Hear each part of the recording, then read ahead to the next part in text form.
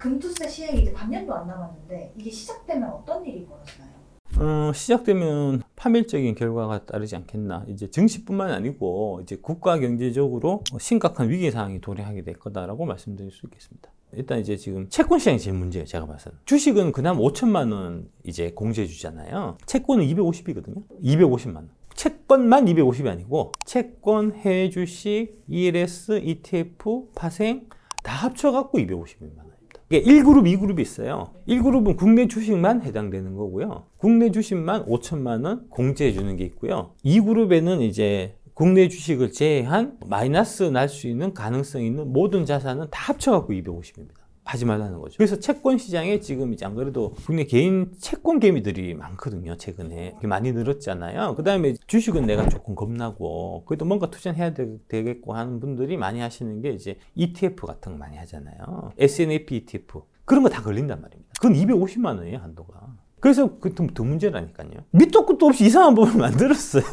제 생각에는 이득 보는 사람이 항상 범인이기 때문에 이제 이 구조로 갔을 때 이제 누가 이득을 보냐 하면 첫 번째는 사모펀드 수익자들이 이득을 봐요. 사모펀드가 지금 한국에 한 620조 정도 있는데 그 620조 있는 사모펀드 중에서 이제 우리처럼 우리 개인들처럼 국내 주식을 투자하는 펀드는 20조밖에 안 되고요. 사모펀드 투자하시는 부자분들은 주식 같은 거 사실 별로 안 좋아해요. 부자들은 기본적으로 이제 돈 많으니까 그냥 이 많은 돈은 그냥 가만히 두면은 인플레이션이나 세금이나 이런 걸로 높기 때문에 인플레이션하고 세금만 어느 정도 커버되면 그분들은 만족하시거든요. 원금 유지되는 한에서. 그래서 되게 안정적인 투자를 주로 해요. 600조는. 대표적으로 부동산. 그 다음에 채권, 전환사채 같은 거 그런 거 위주로 많이 하거든요. 이제 그런 거는 이제 안정적으로 그동안 수익을 매년 한 5%에서 한 6% 정도 따박따박 내줘서 그래서 이제 우리나라 포부자들이 사모펀드 가입하시는 이제 큰 부자분들이 다들 만족하셨는데 한 가지 불만이 뭐였냐면은 이제 세금을 그게 종합과세가 되다 보니까 49.5% 세금을 내야 돼요. 절반을. 예. 지금 이제 소득세 10억인가? 뭐 15억인가 이상이면 49.5%거든요. 그분들 다 거기에 해당되기 때문에 금융소득 종합과세 아시죠? 금융소득이 2천만 이상 넘어가면은 종합소득하고 같이 합산돼서 이제 금융소득 종합과세 되는 거잖아요. 그 뭐 사모펀드 하시는 분 다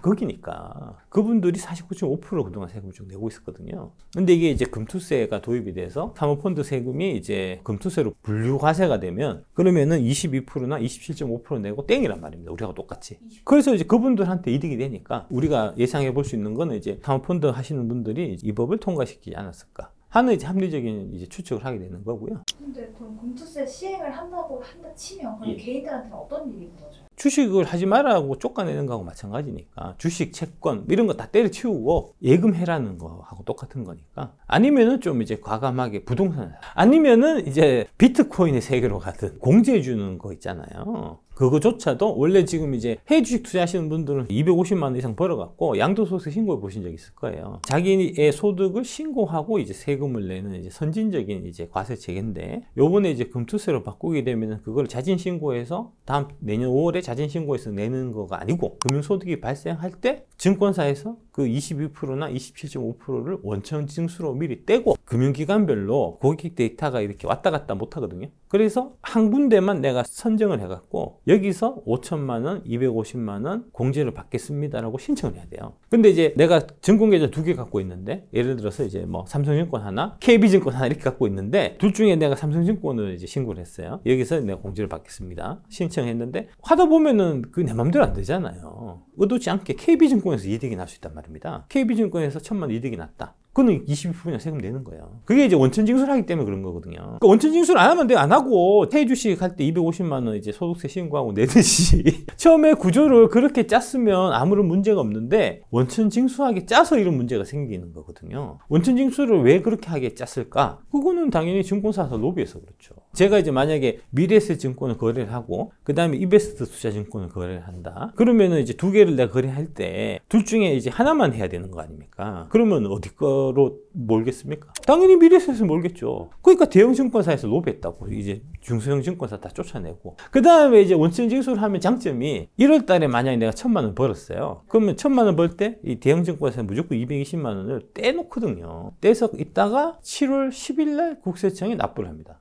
그럼 6개월 동안 이 돈은 무이자로 묶이잖아요. 돈놀이를 할 수 있잖아요. 미래에셋 증권에서. 그래서 원천징수를 한 거예요. 근데 이제 이게 문제가 방금은 이제 증권사만 얘기했으니까 증권사 하나 몰면 되잖아요. 귀찮지만. 근데 이제 증권사 하나, 은행 하나, 보험 하나 이렇게 5천만 원씩 공제가 되는 게 아니고 전 금융사를 통해서 한 금융기관만 5천만 원, 그 다음에 250만 원이에요. 그러니까 이제 주식 관련된 펀드도 있잖아요. 그러니까 국민은행에서 내가 주식형 펀드를 하나 든 게 있는데 거기서 수익 난 거는 내가 증권사에서 5천만 원 공제를 신청했기 때문에 국민은행에서 발생한 주식형 펀드에서 나오는 그 수익은 22% 뗀단 말입니다. 5천만 원 범위 안에 들어가도. 전 금융사를 통해서 그렇습니다. 복잡하잖아요. 그래서 그런 부분들을 이제 다시 돌려받으려고 하면 내년 5월까지 기다렸다가 5월에 이제 세무사를 고용을 해갖고 이제 이거 저기 삼성생명 내가 그 세금 낸 거 37만 원 세금 잘못 나간 거 있는데 여기 하고 그다음에 이베스트 증권 뭐 13만 원 하고 국민은행에 5만 원 하고 이런 거 이제 다 그 국세청에서 내 세금 미리 잘못 떼한 거 있는데 그거 다 돌려받아야 되니까 세무사가 이제 이게 세금 신고서 해갖고 그렇게 해서 신고를 하면 그러면은 이제 5월 달에 신고하고 7월 10일 날 나와요.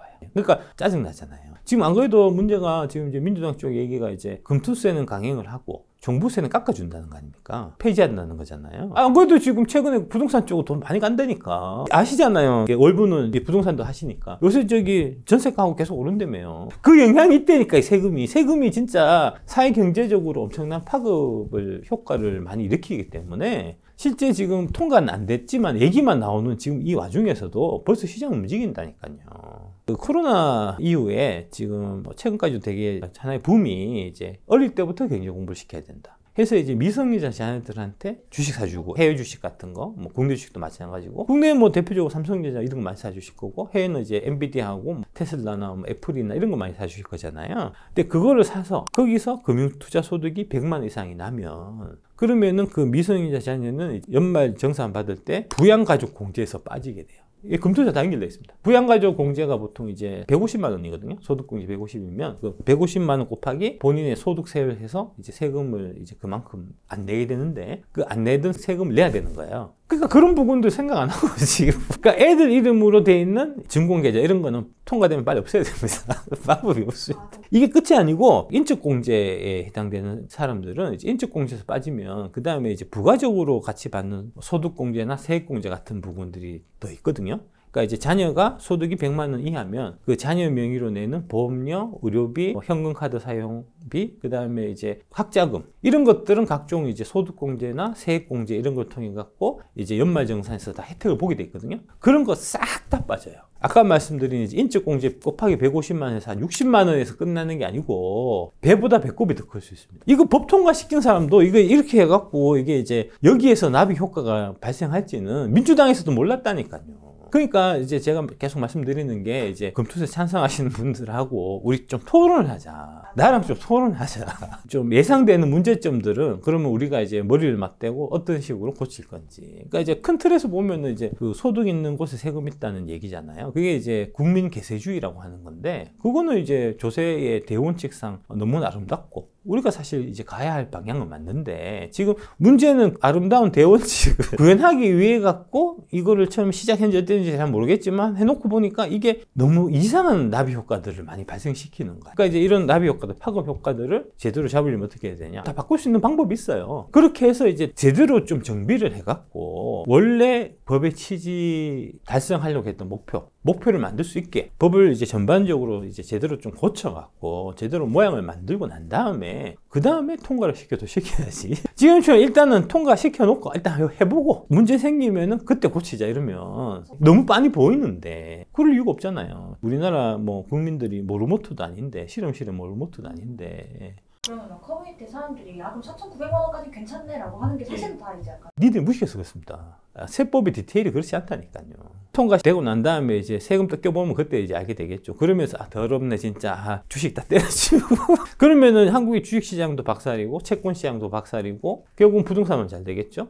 이제 비트코인 잘 될 거고. 다른 나라도 금투세를 했잖아요. 예. 거기는 뭐 어떻게? 그러니까 디테일이 중요하다니까요. 대만 같은 경우는 이제 그냥 했다가 한 달 만에 40% 이제 폭락해갖고 증시가요. 그래갖고 이제 난리 나갖고 이제 대만 그 주식 투자하시는 분들이 이제 객장 가서 불 지르고 막 이래갖고 그래서 이제 그 대만의 저기 뭐죠 총통이 대국민 사과하고 그 다음 그리고 없앴어요. 예, 없애고 난 다음에 다시 다 떨어졌던 거 다 그에 다 붙고 있습니다. 일본도 이제 89년에 금투세 이제 도입했는데 일본은 한 달에 60% 빠졌고요. 니케이가. 그때 떨어졌던 거가 35년 만에 드디어 올해 회복한 거잖아요. 뭐 꼭 그거는 뭐 금투세 도입해서뿐만 아니고 그때 당시에 일본 경제 버블 같이 좀 합쳐진 부분은 있는데 좀 영향을 미쳤다고 봐야 되겠죠. 그러면 지금 한국에서 만약에 한 달에서 한 40, 50% 빠진다고 하면 코스피가 얼마나 돼요?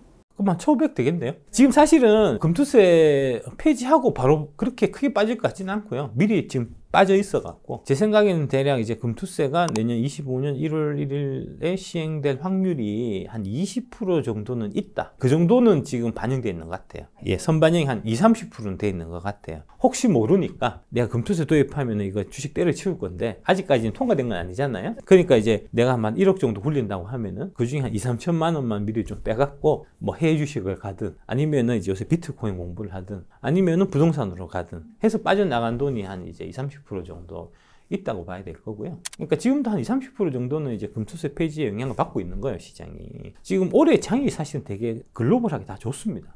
전 세계 31개 증시 중에서 지금 이제 코스피가 28위, 코스닥이 30위예요. 31개 중에서 28등, 30등이라니까요. 그 왜 그러냐면 금투세 때문에 그렇다. 그렇죠. 근데 뭐 지금 분위기가 올해 6월달 들어갔고 지난 금요일 사고 요번 주에 7천만 벌었다고 말씀드렸잖아요. 6월달 들어갔고 지금 민주당 분위기가 좀 바뀌는 것 같아요. 금투세 안 하는 쪽으로. 그런 부분들이 지금 계속 반영되고 있어요. 그러니까 이제 민주당 쪽에서 분위기가 야 금투세 안 되겠다, 야 포기하자 이런 좀 얘기가 언론에 나오면 주가가 막 올라가고 아니야 금투세 해야 돼 이거 우리 원칙이야 이런 얘기하면 주가 막 폭락하고 지금 그러거든요. 개인한테 기형적으로 이게 피해가 가는 거예요. 금투세를 다 내는 게 아니고 개인 투자자만 지금 금투세를 내거든요. 그런 형태가 지금 되기 때문에 지금 실제로 은행 PB, 증권사 PB들은 이제 그 고액 자산가들한테 투자용 법인 만들려고 지금 권유한단 말입니다. 이게 아는 사람들이 점점 이제 늘어나고 속속들이 내용을 알면 찬성하기 어려워요. 정의롭지 않잖아요. 일단 너무 돈 있는 사람 세금을 깎아주고 돈 없는 사람 세금을 더 걷는 거니까 이거는 조세 정의에 전혀 이제 맞지 않는 게 가장 첫 번째고 그 다음에 이게 금융시장에 영향을 미치거든요. 증시, 예, 증시는 이제 뭐 당연히 저평가로 갈 거고 그거보다 제가 더 봐서는 더 큰 문제가 채권이에요. 개인들이 이제 사실은 트리플 B급 채권들을 많이 소화를 해준단 말입니다. 건설사 같은 거. 건설사들 사실은 이거 주식 반영 되겠습니까? 지금 주가 이렇게 폭락해 있는데 유상경제가 갖고 안 되거든요. 그러니까 이제 그래도 안정적으로 좀 회사가 돌아가려면 회사채라도 발행해 갖고 그걸로 이제 사업 진행해야 되는데 개인들이 안 사주면 이게 건설회사들 같은 경우는 회사채 소화가 안 돼요. 실제로 지금 이제 기관들 같은 경우는 뭐 GS건설이나 그 다음에 현대산업개발 같은 우량한 건설사 채권들도 회사채도 잘 안 것들도 문단 말입니다. 그러면 이제 개인들이 대신에 이제 좀 이자가 높은 장점이 있으니까 뭐 5%나 6%나 7%나 이런 이제 좀 고금리 좀 노리고 이제 개인들이 채권을 소화를 해주기 때문에 이게 굴러가는데 금투세 통과되면 아까 말씀드린 대로 이거 해갖고 돈 벌어봐야 세금 22% 나가는데 그걸 봐요. 그냥 예금하죠. 예금 3% 받아도 이거는 세금 15.4밖에 안 나가는데. 그러니까 채권 시장이 죽어버린다고. 특히 이제 그 하이힐드 채권 시장이.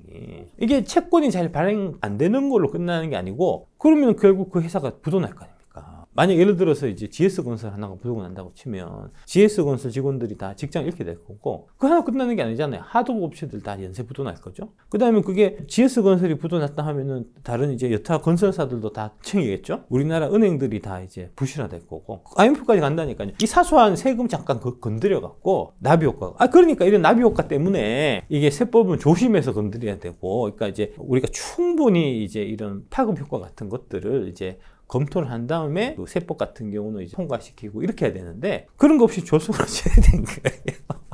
열심히 노력하셔갖고 이제 뭐 주식 투자나 아니면 부동산 투자, 뭐 각종 이제 투자를 통해서 이제 노동소득만 통해 갖고 내가 계층 올라가는 거는 항상 한계가 있기 때문에 다양한 투자에 관련된 이제 다양한 공부를 통해 갖고 여러분들이 그 기회사다리를 이제 제대로 잡으실 수 있게끔 다 같이 좀 분발하고 제가 여러분들의 노력하시는데 좀 도움이 될 수 있는 이제 길을 다양하게 찾아보겠다는 말씀 드리면서 뭐 금투세는 천하약법이기 때문에 이제 금투세 폐지의 횃불을 이제 다 같이 들어주시기를 이제 부탁을 드리고요. 그 다음에 이제 이번에 이 밸류에이션 알면 10배 주식이 보인다 아주 책이 잘 나와갖고 투자 철학이 가장 중요합니다. 그러니까 이제 투자 철학을 확립하는 데 있어서 이제 이 책만큼 확실한 훌륭한 책은 없다. 라고 이제 제가 자신 있게 말씀드리고, 이제 가격도 18,000원 아주 저렴하기 때문에 이번 기회에 꼭 사서 이제 여러분 읽어보셔갖고 좀 여러분의 투자 철학을 확립할 수 있는 그런 좀 기회로 삼으셨으면 좋겠다는 말씀을 마지막으로 드리겠습니다. 오늘 방송 여기서 마치도록 하겠습니다. 네, 감사합니다. 감사합니다.